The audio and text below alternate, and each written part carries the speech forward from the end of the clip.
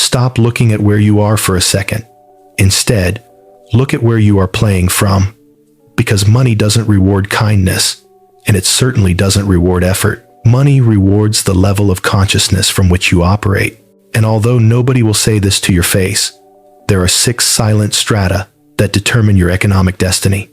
These aren't social classes, they are psychological operating systems. An invisible hierarchy where the weak survive and the astute ascend. You clicked on this because you suspect a glitch in the matrix. You feel that friction? The frustration of giving more to the world than you receive back.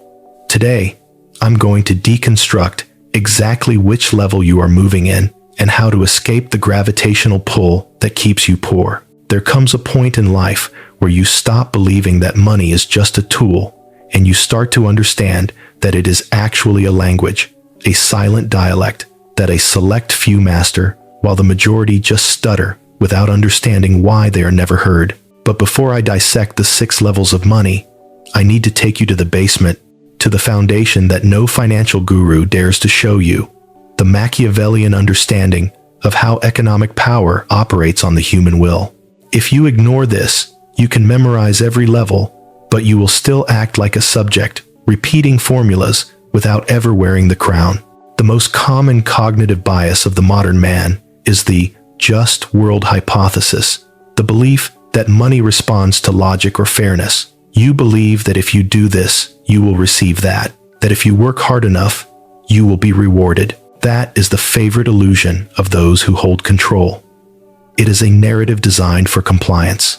An individual who believes in the natural justice of effort is easy to manipulate. They work harder, complain less, and accept their position as if it were divine will. But you are not here to repeat that role. You are here to pierce the veil and look at the naked structure of the game. The first thing you must internalize is that money does not move toward the good, nor the prepared, nor the deserving.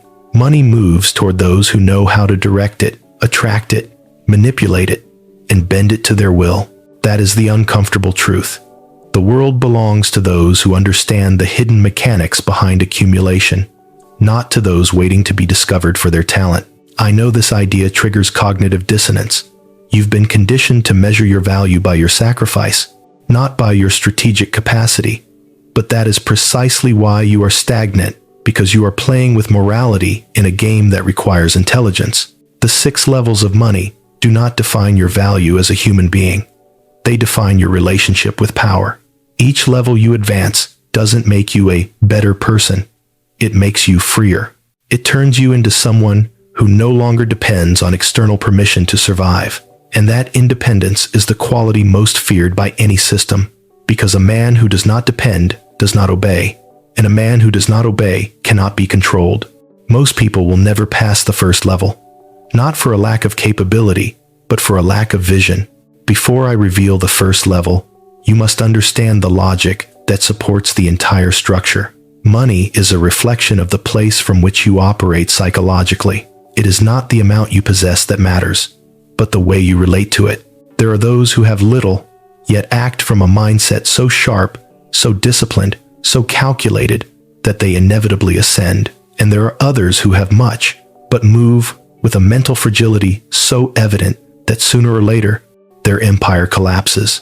The level is not determined by the bank account, but by the degree of consciousness, discipline, and internal power with which you position yourself in front of the market. Let me take you to a point that nobody explains.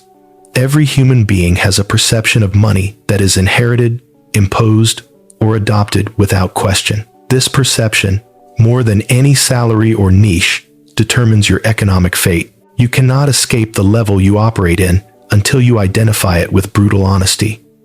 If you deceive yourself, if you convince yourself it's not that bad, you will keep moving in circles, believing you are advancing, when in reality, you are tethered to an invisible rope. The majority live in a state of permanent necessity, not necessarily physical necessity, but psychological necessity. They need the money to arrive. They need something to change. They need the external world to hand them an opportunity. But that need is precisely the shackle that prevents them from ascending. Where there is need, there is dependence. And where there is dependence, there is weakness. The Machiavellian rule is clear. Never negotiate from a place of necessity. He who needs loses. This principle applies to money with surgical precision. This brings us to level 1, survival. Here, there is no strategy, no vision, no planning.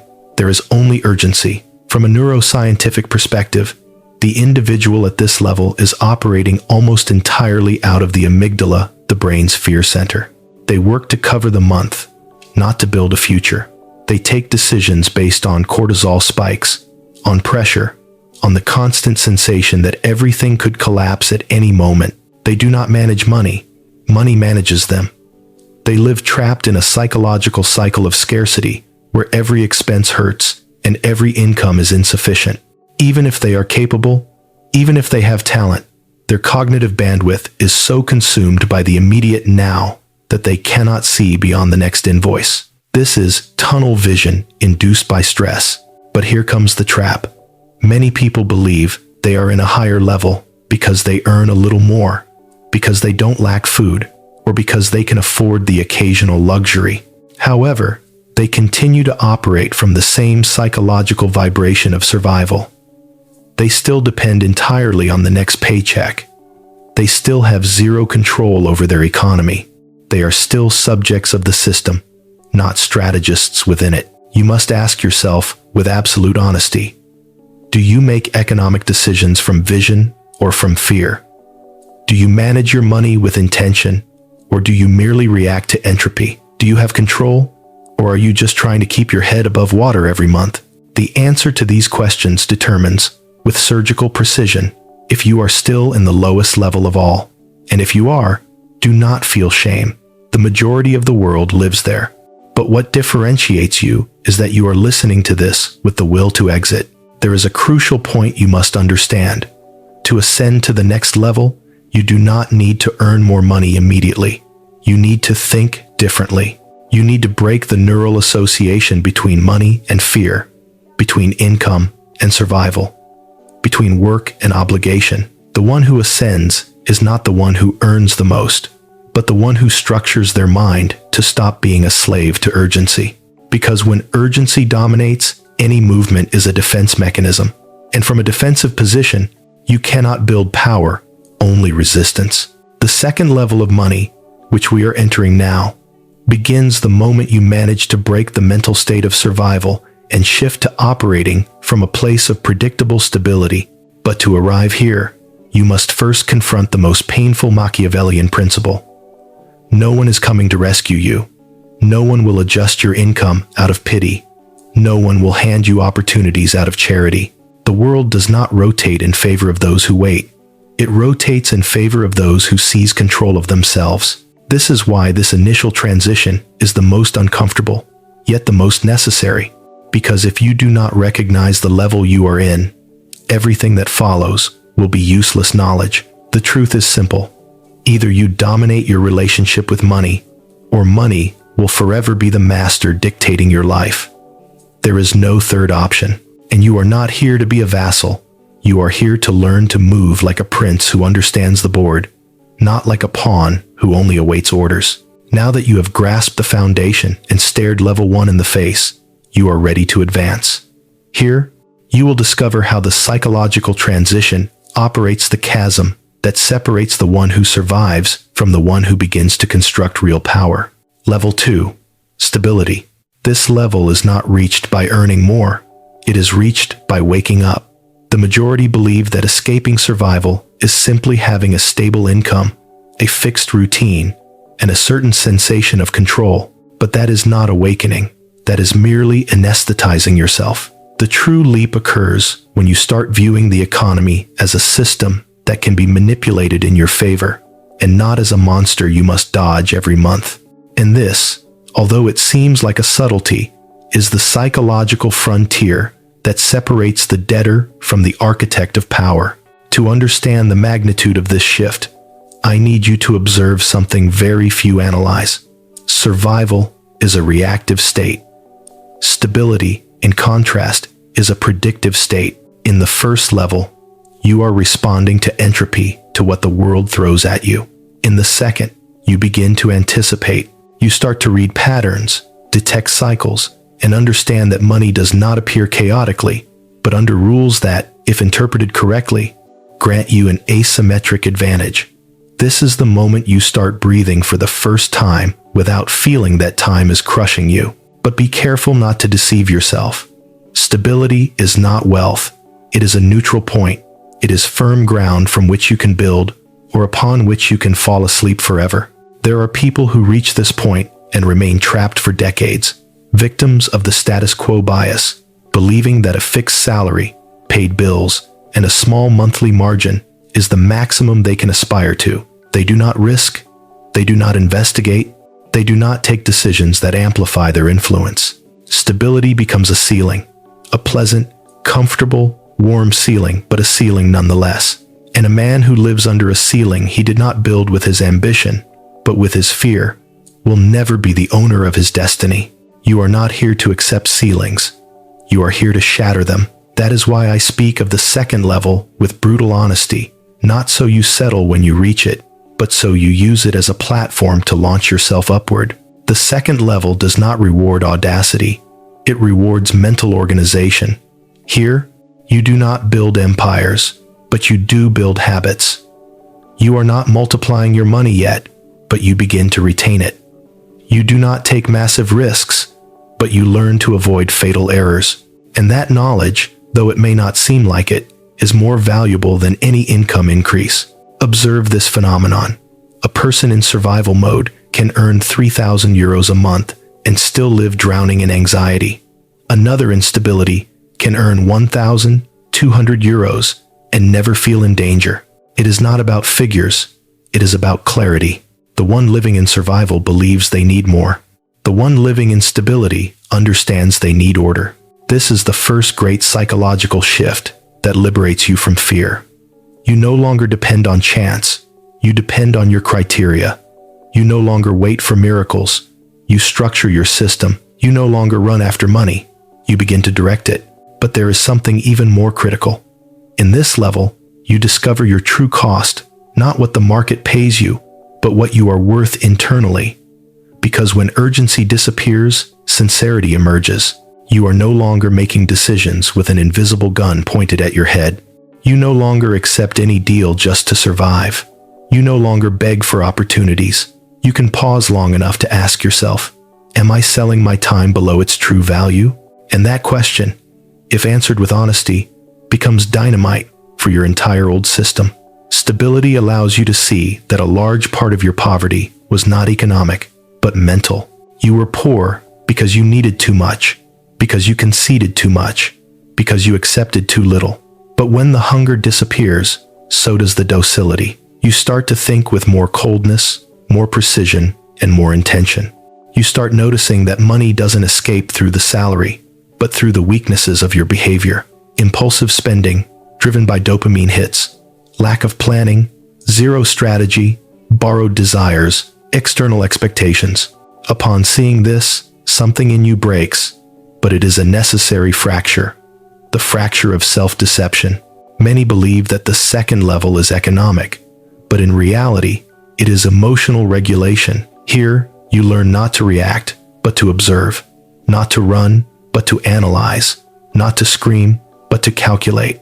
And that coldness, that mental distance, a stoic detachment, turns you into someone who no longer crumbles before a surprise, an unexpected expense, or a difficult month. You begin to recognize that it was never money you lacked, but the internal structure to handle it without trembling. Stability is the first reflection of discipline, and without discipline, no higher level is attainable. But here appears an uncomfortable truth. Stability is a level that can become your prison, because once the fear calms down, the human brain tends to cling to safety. This is evolutionarily normal. After living months or years in tension, the last thing the amygdala wants is to return to chaos. This level whispers to you, stay here. It is enough. You are fine. You don't need more. And that whisper is the most dangerous voice for a man who wants to build power, because comfort anesthetizes more than suffering. Many never pass the second level because they confuse comfort with success. They convince themselves that having life sorted out is sufficient, but the price they pay is high. Their spirit goes numb, their ambition withers, and their internal force weakens. And a man without ambition does not ascend, he dilutes. Machiavelli knew this well. He who prefers comfort to risk will never govern. He will only be governed. Therefore, if you are in the second level, I ask you, are you ordering your life to grow, or only so you don't fall? That is the difference between the one who stays and the one who ascends. The one who stays only wants security. The one who ascends wants power. You decide which one you belong to. The transition toward the third level is produced when, from stability, you begin to generate surplus. Not just money that is left over, but capital that you can direct with strategic intention. This surplus is not a coincidence. It is the result of mastering your impulses, hacking your own behavioral patterns, and adjusting your conduct so that every economic movement responds to a real plan. Here, you begin to create distance between yourself and the mass, because while they are still fighting to reach the end of the month, you have already achieved something they cannot even imagine. Margin of maneuver. The margin of maneuver is the beginning of liberty. It is the mental and economic space that separates those who react from those who decide. With it, you can save, invest, test, negotiate, reject offers, seek alternatives. You can start acting like someone who has options, not like someone begging for them. Here emerges the germ of real economic power, the capacity to say no. He who can refuse with calm possesses the advantage over he who can only accept. But surplus is not enough to climb to the third level. You need something deeper. Vision. In the second level, you learn to organize your life. In the third, you learn to direct it toward a destiny. Not to survive, not to maintain, not to stabilize, but to advance with clarity. You stop seeing money as something that comes and goes, and you begin to see it as a resource that must be deployed in strategic positions to multiply. Money stops being an end and becomes an instrument. And when you achieve that, the game changes completely, because it is in this level where the first real metamorphosis occurs. You pass from being someone who protects their stability to someone who builds power. You do not spend without purpose. You do not accept just any proposal. You do not squander energy on the irrelevant. Your movements become more elegant, sharper, more calculated. You begin to see the whole board, and you understand that money is just a piece. The important thing is how you move it. Most people never experience this transformation because it demands something few are willing to surrender. Renouncing the mindset of the worker and adopting the mindset of the strategist. It doesn't matter what your job or current situation is. This shift does not happen outside, but inside. The strategist thinks in long horizons, in cumulative consequences, in recursive patterns. The worker thinks in terms of the month. And while the worker contents himself with stability, the strategist uses it as a weapon. That is why the third level is the most dangerous. Here you discover that you were always capable of more than you believed, that your limits were not real, but inherited narratives, that your potential was not asleep, but chained. And that revelation is so powerful, it can either propel you or terrify you. Because once you see it, you can no longer look at your life with the same eyes. You can no longer blame the system, fate, the government, or the boss. You discover that you are the one determining your ascent. And if you reach this point, then you are ready to understand what the third level of money truly consists of. Level 3. The surplus and strategic direction. The third level of money is the point where the majority believes it's fine, but where the distance truly begins between those who aspire to power and those who only seek comfort. Here, it is not about how much you earn, but about how much real control you possess over your own economic structure. It is the level of strategic surplus, but also the level where you must have brutal clarity about who you are, what you want, and what you are willing to sacrifice. And when I speak of sacrifice, I do not refer to hours of work. I refer to old identities, customs, habits, internal narratives, because in this level, what you must leave behind is not your money, but your former version. In the third level, the surplus that was previously just money left over becomes capital with purpose. You no longer save out of fear. You save to act. You no longer hoard to tranquilize your mind. You hoard to move the board. At this point, the relationship with money becomes sophisticated. Every dollar has a function, every expense an intention, every decision a consequence. Your accounts stop being a passive record and transform into a map of your internal discipline. You can look at your financial movements and discover exactly who you are, but the truly Machiavellian aspect of this level is not the money itself, but the type of person you are becoming. In the previous levels, you were someone who reacted. Here, you are someone who calculates. Urgencies no longer destabilize you. Now, wasted opportunities bother you. You no longer look to get paid more. You look to make your money work. You are no longer interested in impressing anyone. You are interested in understanding why the majority will never have what they crave. And the more you understand, the less you want to belong to that mental herd. In the third level, a dangerous emotion appears for the first time. Conscious ambition. That sensation that you can advance further, that there is something great waiting for you if you dare to move with precision. Ambition for the ignorant is a luxury. For the strategist, it is a responsibility. Because now that you have discovered your capacity to generate surplus, you know you have no excuses to keep living like someone who just wants to not fall. You have the obligation to grow, the obligation to leave behind the role of the stable survivor, to become the architect of your own wealth. This level demands a subtle but determinate transformation, passing from thinking in short horizons to thinking in long horizons. The majority makes decisions based on days or weeks. Those who ascend make decisions based on years. And if this seems exaggerated, it is because you are still clinging to the worker's mindset, the one that only wants to reach the end of the month without problems. In the third level, you no longer live in the month. You live on the path. Your objective is not to arrive well. It is to advance toward a place where economic ease stops being a privilege and becomes the baseline. But to advance toward the fourth level, you must master a principle that separates the mediocre from the ascending. The capacity to direct surplus toward positions that generate return. Common people save money to spend it later. Strategic people save money to multiply it. That difference is the first symptom of power thinking. And although it seems simple, it represents a massive psychological rupture. You stop seeing money as a finite resource and begin to see it as a force that can expand.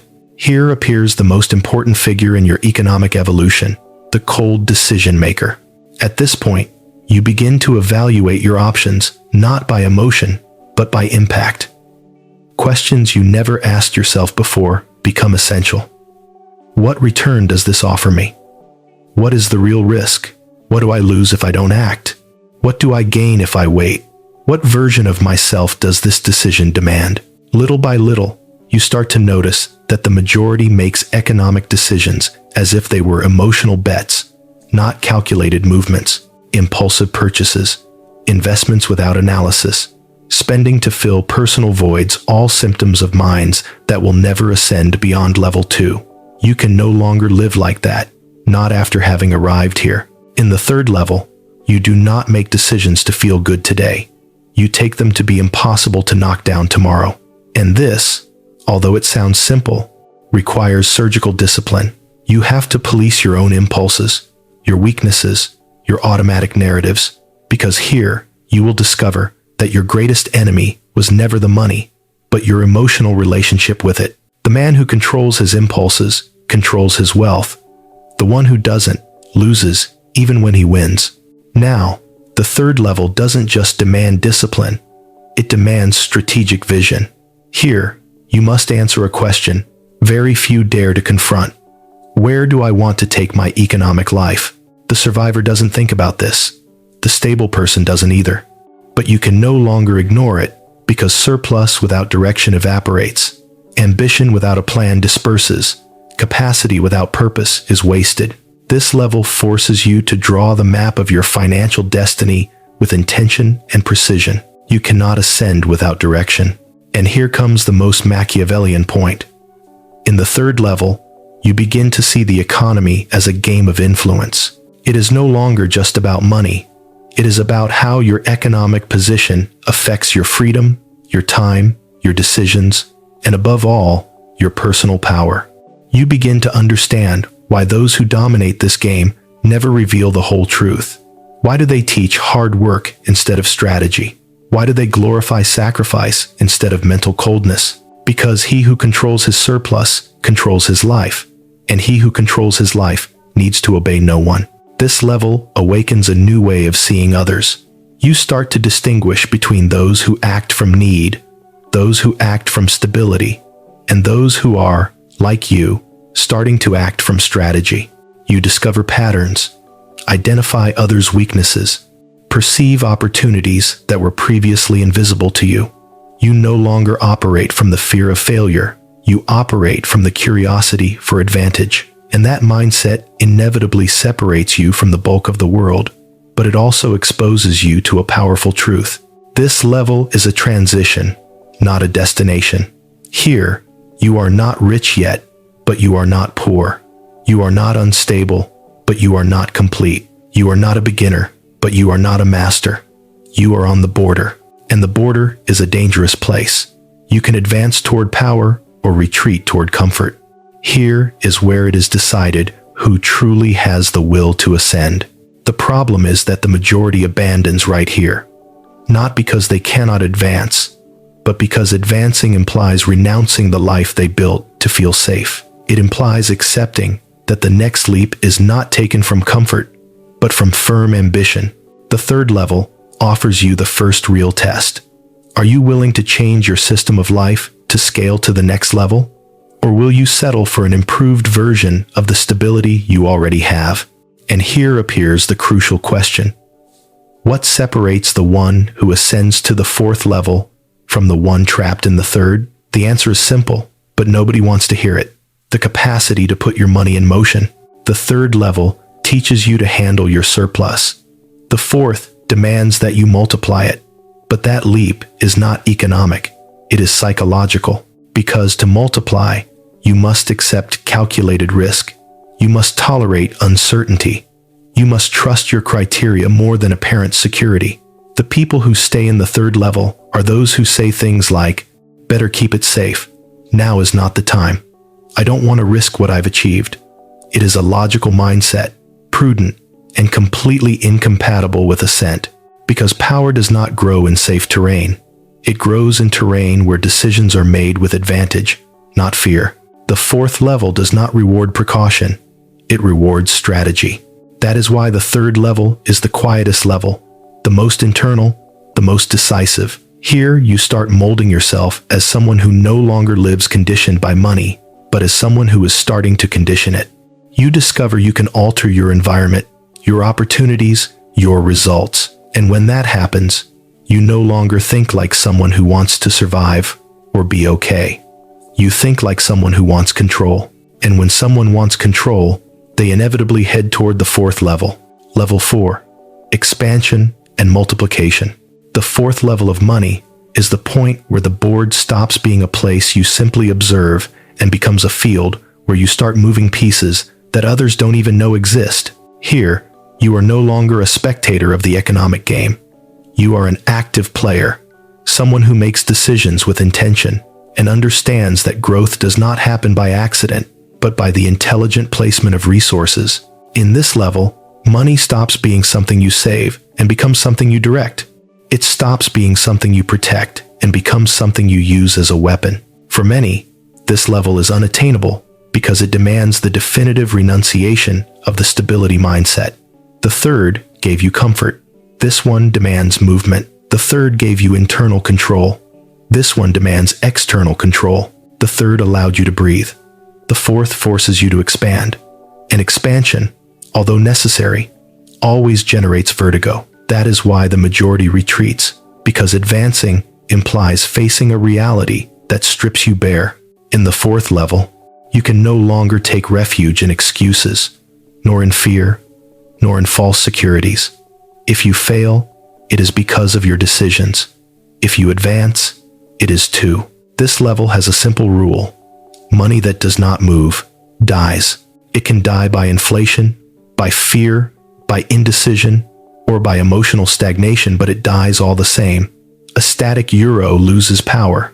A multiplied euro gains it. And you can no longer afford to operate as a guardian of small amounts. You need to think like someone who manages capital, even if you don't have it in gigantic quantities yet, because the thought precedes the economic level. Nobody arrives at the fourth level acting like someone from the third. You arrive when you start thinking like someone who knows that moving money is mandatory, not optional. Here appears the mindset that distinguishes the ascending from the rest. Strategic investment thinking. The majority confuses investment with impulsive buying, with risk without analysis, with emotional bets disguised as opportunity. But you cannot move like that. In this level, every investment is a play, not a desperate attempt to multiply by intuition. You must analyze return, risk, time, impact, liquidity, sustainability. You must ask yourself not only how much you will gain, but what control you will gain. Because in truth, the fourth level is not the level of money. It is the level of influence. Influence is born when your money starts to produce without you being present. And that is the point that terrifies the average mindset, because it implies accepting that your time is no longer your only source of income. In the lower levels, time is the currency. In level 3, surplus is the currency. In level 4, the currency is the system you build around your money. It is a radical shift. You do not work for money. You make money work for you. And although this phrase is burned out on social media, very few understand the psychological cost of implementing it. To make money work for you, you must release the control you thought you had. You must take a step into the unknown. Place your resources in places where you cannot control every variable, where you must trust your analysis, your vision, and your capacity to withstand uncertainty. And this is the test that separates the one who ascends from the one trapped in comfort.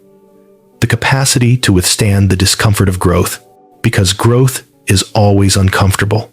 Multiplication always demands breaking something.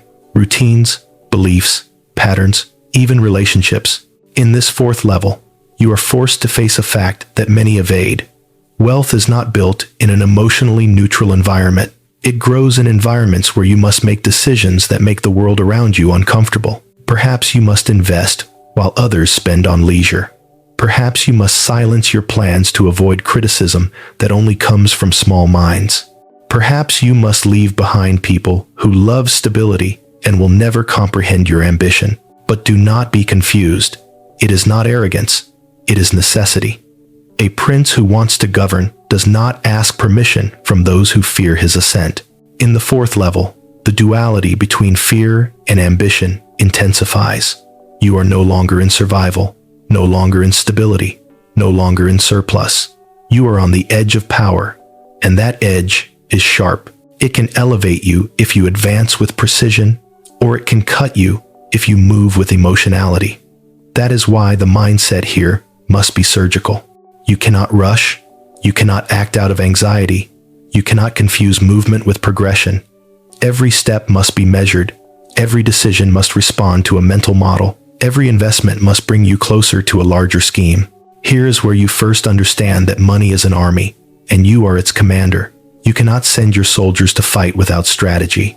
You cannot leave them standing still while others expand their territories. You must direct them toward positions where the return is greater than the risk assumed. That is the essence of the fourth level. Directing, not accumulating. But you must know something deeper. Multiplication does not occur because you have money. It occurs because you develop a mental system that allows you to use it with vision. The poor look at risk as a threat. The strategists look at it as a cost.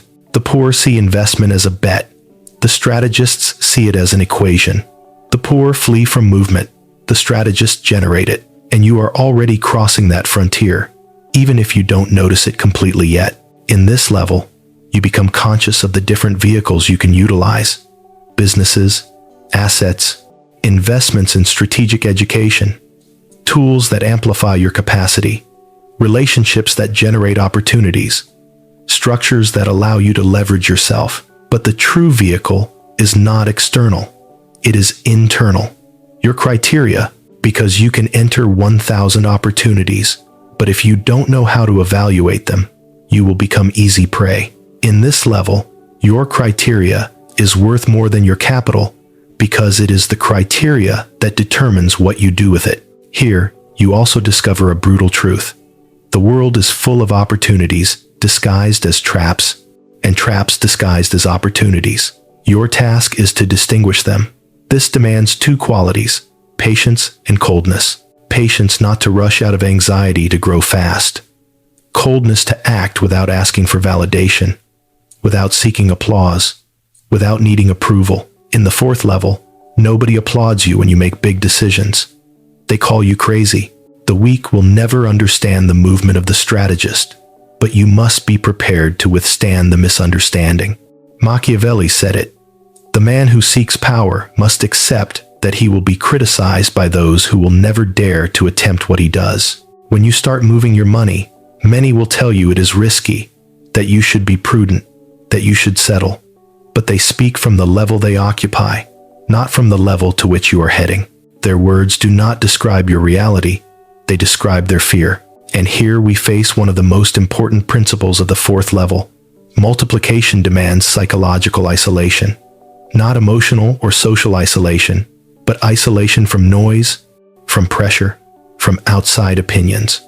Because at this point, your progress will not depend on what the world believes about you, but on what you believe about your own capacities. You must be able to act even when your environment doesn't understand your logic. You must be able to sustain a vision that only you see. You must trust your capacity for analysis, even when results take time to appear. Multiplication is not immediate, nor is it linear. It requires strategic patience. It requires withstanding periods where it seems nothing is advancing, even though in reality you are building an internal structure that will later explode into growth. In this level, you must learn to differentiate between fast results and important results. What is fast usually excites. What is important transforms. But the fourth level is not just analysis, investment, and multiplication. There is a more Machiavellian aspect you must understand. In this level, you start to control your time, because while your money moves, you are no longer obligated to move at the same rhythm. You are the one who decides. And that freedom is the first real symptom that you are approaching a level of personal power that the majority never experiences. However, this initial freedom is also dangerous. Many arrive at the fourth level and get confused, relaxing too soon. They believe they are already at the top and start committing the errors of the first level, but with more money.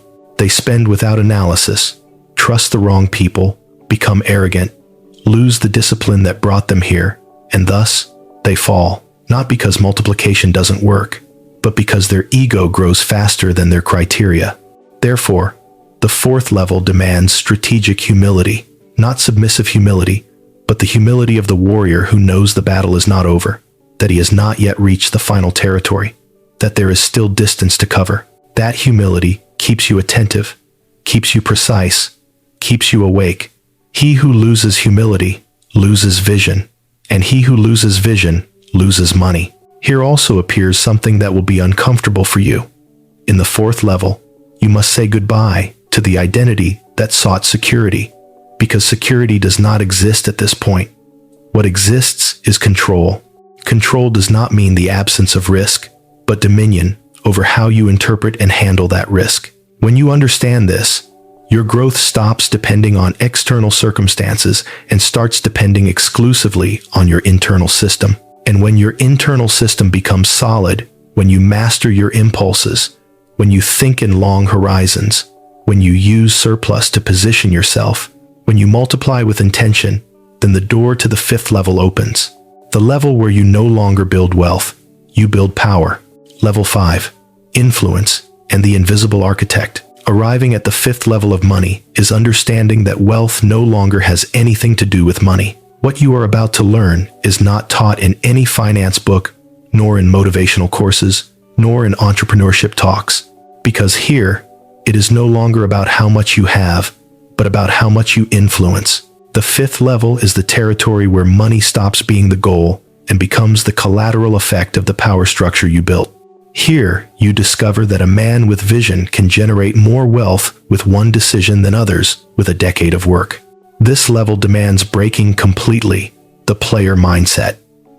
In the fourth level, you move the pieces. In the fifth, you design the board. You no longer react to opportunities. You create them. You no longer seek to multiply money.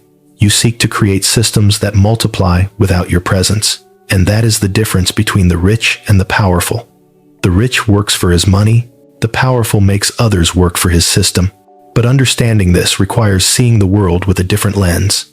Until now, your decisions were centered on advancing, on growing, on multiplying. Here, the focus shifts. You no longer seek to advance. You seek to expand. You no longer seek to grow. You seek to govern. And governing demands a mindset that not everyone is prepared to sustain. The mindset of the invisible architect. The invisible architect is the one who controls without exhibiting himself, who directs without showing himself, who influences without pronouncing his name. It is the man whose presence is felt even when he is not there. That is the fifth level, the level of discrete power, the level where you discover that true authority is not in saying what you do, but in making the world react to what you decide. At this point, your sources of income no longer depend on your time, nor your force, nor your energy. They depend on structures, systems, relationships, assets, strategic decisions that operate independently of you. The man who ascends to this level has broken the last psychological chain. He no longer perceives himself as an individual who must work to produce, but as an entity that designs mechanisms that produce for him. And here appears something deeply Machiavellian. The fifth level is not just economic, it is social. Money here flows as a consequence of the position you occupy. People look for you, not you for them. Opportunities chase you because your criteria validates them, not because you need them to arrive.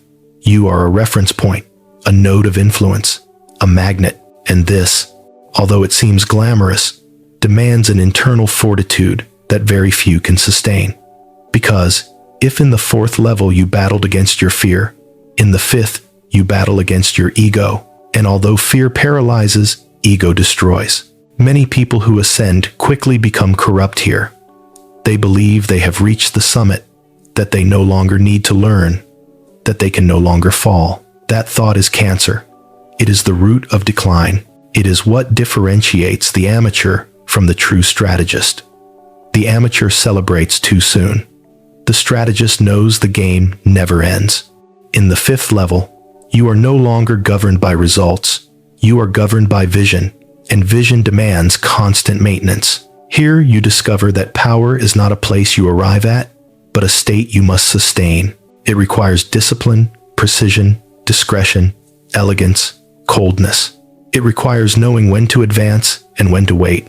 It requires understanding that every decision has an impact not only on your results, but on the perceptions of those around you. And when you master this, the door opens to the highest level of all, level 6, total sovereignty and self-mastery.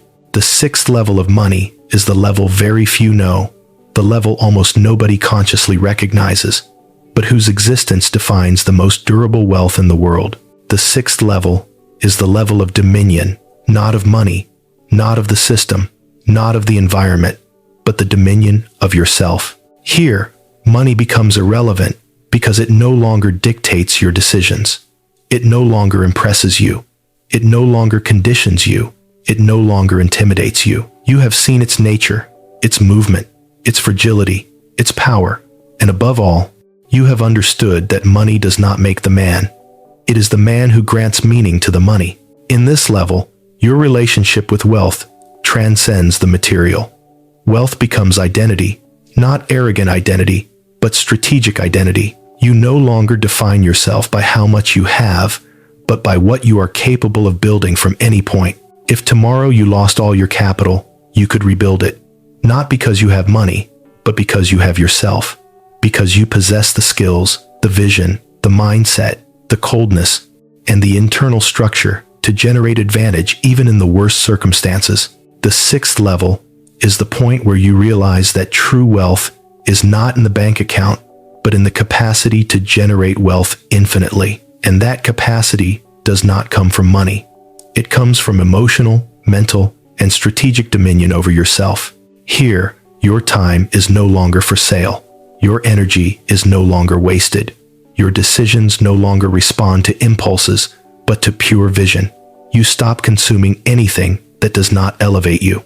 You stop surrounding yourself with people who do not accompany you in your ascent. You stop wanting to prove something to someone.